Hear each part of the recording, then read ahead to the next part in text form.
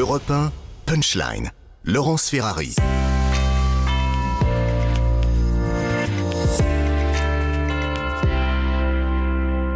Il est 18h, bienvenue si vous nous rejoignez à l'instant sur Europe 1 et sur CNews. On évoque ce mouvement de grève dans l'enseignement. Jeanne Cancard, vous êtes sur place avec Charles Baget dans la capitale. La manifestation s'est terminée, ça s'est bien déroulé dans le calme ? Oui, Laurence, la manifestation s'est déroulée globalement dans le calme. Une manifestation qui a regroupé beaucoup de monde. Alors, il est trop tôt aujourd'hui encore à cette heure-ci pour vous donner les chiffres exacts de cette mobilisation, que ce soit du côté des syndicats ou bien du côté du ministère de l'Éducation nationale. Mais nous, ce qu'on a vu, c'est plusieurs milliers de personnes qui sont descendues aujourd'hui à Paris dans les rues pour clamer leur colère, leur épuisement. Des enseignants qui étaient aussi accompagnés de parents d'élèves. Vous venez d'en entendre certains. Ils étaient aussi soutenus par des directeurs d'école et même les inspecteurs académiques, fait plus rare. Alors, au-delà du corps professoral qui était présent évidemment dans ce cortège, il y a aussi de nombreux politiques qui se sont invités à cette manifestation. Un air de campagne planait au-dessus de ce cortège parisien, des politiques principalement de la gauche. Anne Hidalgo est venue furtivement dans cette manifestation. Elle a très vite été chahutée et une cohue s'est créée entre les journalistes et les manifestants qui voulaient venir l'interpeller. Anne Hidalgo qui a voulu apporter son soutien mais qui a dit qu'elle n'était pas au gouvernement, donc pour l'instant elle ne pouvait rien faire. Il y avait aussi, vous l'avez dit tout à l'heure, Jean-Luc Mélenchon qui était présent, ou encore Christiane Taubira, ou encore Olivier Faure et Éric Coquerel, ainsi que Alexis Corbière que nous avons pu croiser dans les rangs de cette manifestation. Ce qu'on a entendu surtout, c'est ce ras-le-bol et puis surtout ce sentiment de mépris qu'ont les enseignants de la part du gouvernement concernant la gestion de la crise sanitaire. Ces enseignants qui demandent d'être entendus, ils disent que c'est eux qui sont sur le terrain, ils dénoncent un ministère de l'Éducation nationale totalement déconnecté de la réalité. Et finalement, ils ont été entendus puisque Jean Castex va d'ici une demi-heure recevoir les représentants principaux des syndicats de l'enseignement du primaire et du secondaire. Il sera accompagné évidemment aussi du ministre Jean-Michel Blanquer, mais aussi d'Olivier Véran, qui sera donc là à distance vu qu'il a été testé positif à la Covid-19 dans l'après-midi. Jean-Michel Blanquer, on le sent, c'est l'homme qui cristallise la colère en ce moment des enseignants, c'est le nom qui a été scandé pendant tout le cortège. Les enseignants qui, certains, sont encore optimistes et espèrent que dès ce soir, des réponses concrètes seront apportées quant aux moyens à mettre en place, que ce soit du capteur de CO2 jusqu'au remplacement massif des enseignants absents. Merci beaucoup Jeanne Cancard avec Charles Baget. Patrick Caram, vous comprenez ce ras-le-bol général en fait, partagé par les profs, les parents et certains élèves quand ils sont assez grands, même petits, on l'a vu. Jean-Michel Blanquer avait appelé à une unité nationale derrière l'école. Là, il a réussi son coup. Tout le monde effectivement est dans la rue contre lui, parce que là, ce qui se passe est totalement historique. Vous avez tous les syndicats unanimes de l'Éducation nationale qui appellent à manifester. Vous avez même les syndicats d'inspecteurs de l'Éducation nationale. C'est quand même pas rien, c'est pas un acte anodin. Vous avez ceux qui sont les ATSEM, vous avez les syndicats de collectivités qui travaillent, des agents qui travaillent dans ces écoles-là. Ils sont tous, même les médecins, les infirmières, les infirmiers scolaires ont appelé à manifester. Vous vous rendez compte, cette unanimité, ça veut dire qu'il y a un malaise. Et ce qui me gêne, c'est que ce malaise, Jean-Michel Blanquer n'a pas l'air de l'entendre. Vous savez que ce malaise ne date pas d'hier. Les enseignants ont été héroïques, je vous le dis, pendant toute cette période de 2 ans, alors que ils étaient systématiquement informés en dernière limite des mesures du gouvernement annoncées par Jean-Michel Blanquer. Comme là, cette fois-ci, quelques heures avant la rentrée scolaire, alors qu'ils n'avaient pas ce qu'ils demandaient, c'est-à-dire ils n'avaient pas des capteurs de CO2, ils n'avaient pas la possibilité de purifier certaines salles de classe, ils n'avaient pas les masques adaptés, etc. On peut faire toute une liste. Ils ont tenu bon. Ils se sont pliés à toutes les demandes de l'Éducation nationale pour laisser les écoles ouvertes. Et aujourd'hui, on voit bien qu'il y a aujourd'hui un sentiment de malaise. Et pour le gouvernement, c'est là que ça devient intéressant, parce que nous sommes en période préélectorale pour le président de la République. Ça, c'est une situation de tous les dangers. Parce qu'il a aujourd'hui, avec Jean-Michel Blanquer, un homme dont il espère qu'il peut capter des voix de droite. Il ne peut pas le virer. D'abord, on ne peut virer pas un ministre à quelques encablures d'une élection, mais c'est en plus un homme qui parle à la droite. Donc le virer, ça va lui poser un problème. Et en même temps, il ne peut pas le laisser face à une opinion publique aujourd'hui massivement contre lui. Emmanuel Ménard, qu'est-ce qui vous marque, vous, dans cette mobilisation du jour ? Mais moi, il y a un mot qui me frappe, parce que c'est le mot qui revient le plus souvent ces dernières semaines dans les discussions quand on parle avec les gens dans la rue, rue, dans les familles, au moment des fêtes de Noël, c'est le mot mépris. Et on l'a encore entendu là. Le mot mépris, en fait, les enseignants et le personnel éducatif en général, mais les parents d'élèves également, qu'est-ce qu'ils nous disent ? Ils nous disent, en fait, on est au courant de rien. On apprend tout à la dernière minute, on apprend tout en même temps que les médias, on apprend tout en même temps que tout le monde, on n'est pas concerté.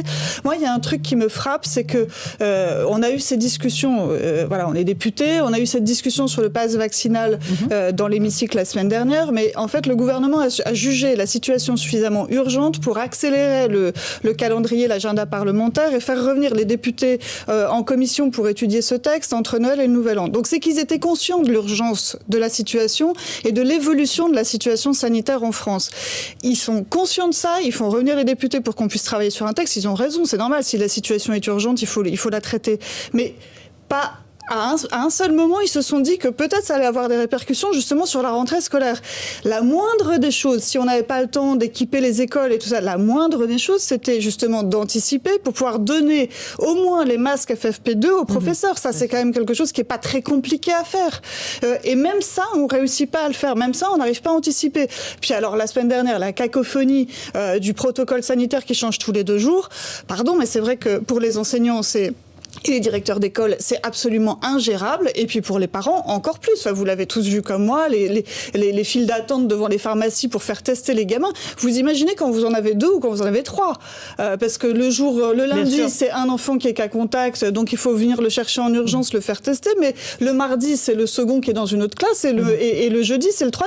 Et donc on n'arrête pas. Et les parents, tous les jours, ils sont en train de faire tester leurs enfants. Et ça, c'est juste pas possible. Donc il y a un minimum d'anticipation et je ne comprends pas pourquoi elle n'a pas eu lieu. Franchement, je ne comprends pas. Alors, c'est vrai que Jean-Michel Blanquer est un bouc émissaire un peu facile. On va peut-être écouter la réaction de Jean-Luc Mélenchon, recueillie par Europe 1. Lui, il n'y va pas avec le dos de la cuillère. Écoutez les mots qu'il emploie pour parler du ministre de l'Éducation nationale. C'est ça qu'a réussi Blanquer.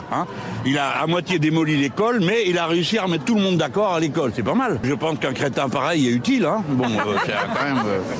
Faut laisser leur chance, Faut laisser leur chance aux bons à rien. Ben oui, aussi, il y en a. Bon, toute plaisanterie mise à part, on n'en peut plus, quoi.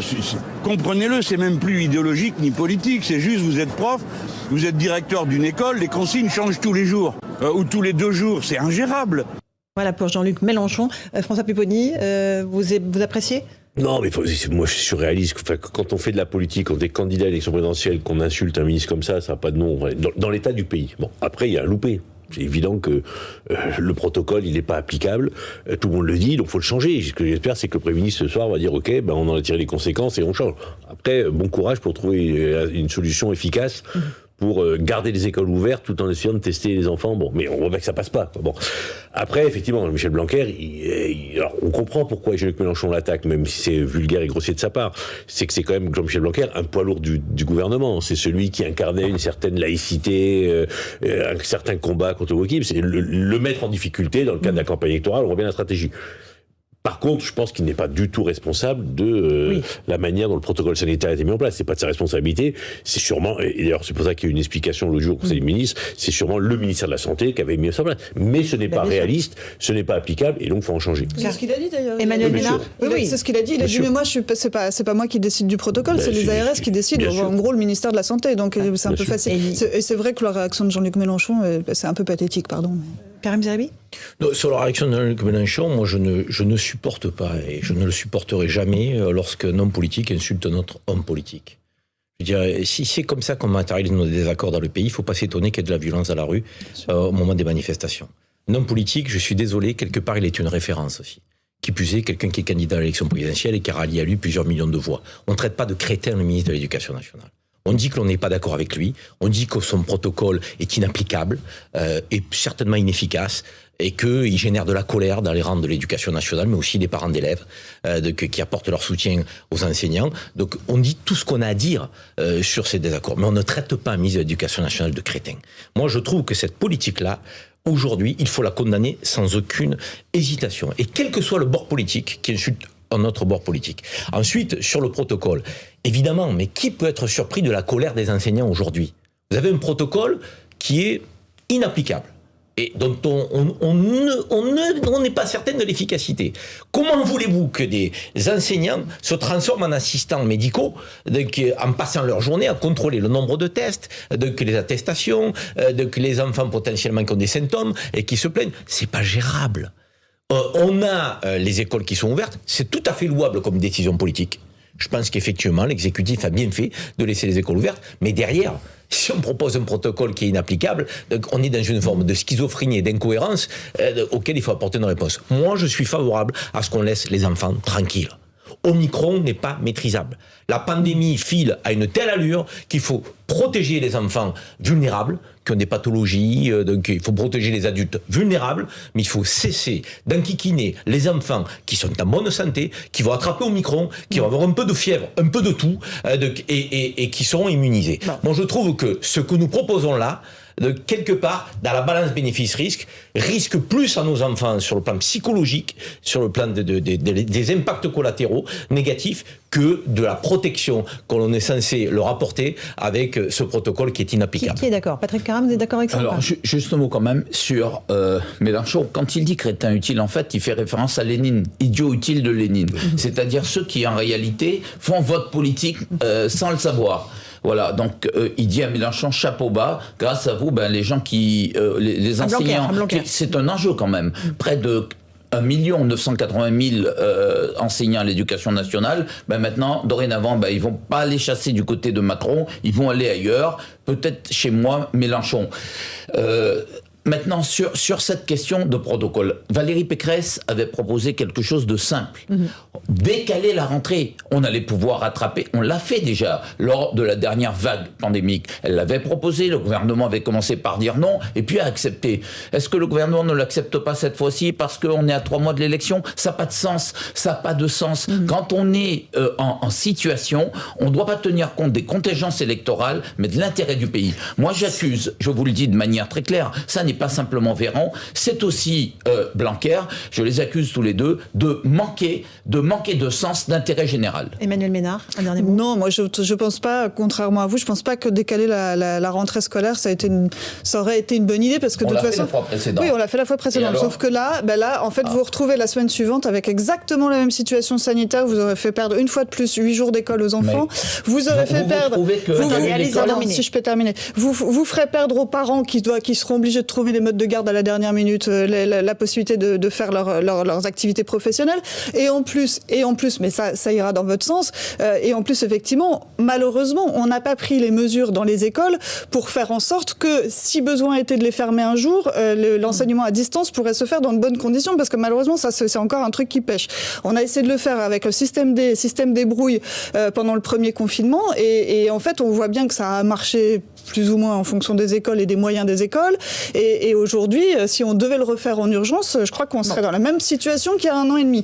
Donc ça, c'est un vrai problème. Ça marche aussi en fonction des territoires. Quand il y avait des zones creuses en matière d'Internet, donc ça passait pas.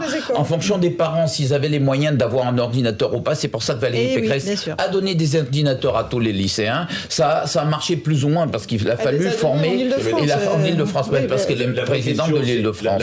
C'est à partir du moment où les spécialistes nous disent on va quasiment tous l'attraper, ce virus.